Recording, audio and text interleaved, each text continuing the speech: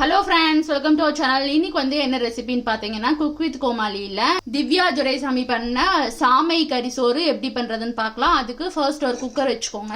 இப்போ இதில் ஒரு 3 டேபிள் ஸ்பூன் அளவுக்கு எண்ணெய் சேர்த்திக்கோங்க.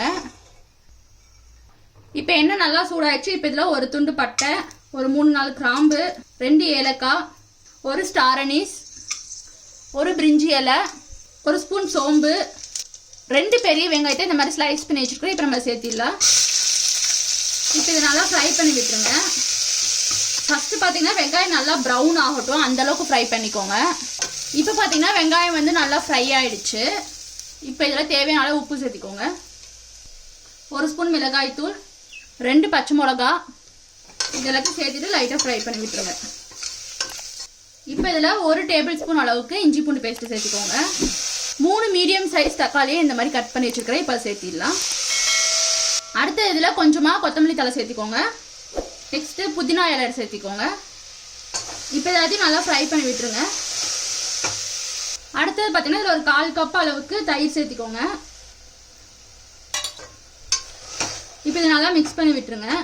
அடுத்தது நம்ம இதில் தண்ணி சேர்த்திலாம். நான் வந்து 1 கப் சாமை அரிசி எடுத்துருக்கிறேன். அதுக்கு 2 கப் அளவுக்கு தண்ணி சேர்த்திக்கோங்க. இப்போ இதை நல்லா மிக்ஸ் பண்ணி விட்டுருங்க. இப்போ இது வந்து லைட்டாக மூடி வச்சுருங்க. அதாவது ஃபுல்லாக டைட்டாக மூட வேண்டாம், சும்மா இப்படி மூடி வச்சுருங்க. இது ஒரு 10 நிமிஷம் நல்லா கொதிக்கட்டும் தண்ணி. அப்போ தான் அந்த மசாலா ஸ்மெல்லாம் வந்து உங்களுக்கு அந்த பச்சை வாசனம் இல்லாமல் இருக்கும். இப்போ பார்த்தீங்கன்னா தண்ணி வந்து நல்லா கொதிச்சிருச்சு. இப்போ வந்து நம்ம இதில் சிக்கன் சேர்த்திடலாம். சிக்கன் வந்து உங்களுக்கு எவ்வளோ வேணுமோ நீங்கள் சேர்த்திக்கோங்க.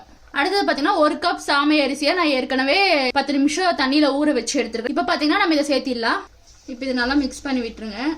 நெக்ஸ்ட் பார்த்தீங்கன்னா இதில் வந்து ஒரு 1/4 கப் அளவுக்கு இன்னும் கொஞ்சம் நான் எக்ஸ்ட்ரா தண்ணி சேர்த்திக்கிறேன்.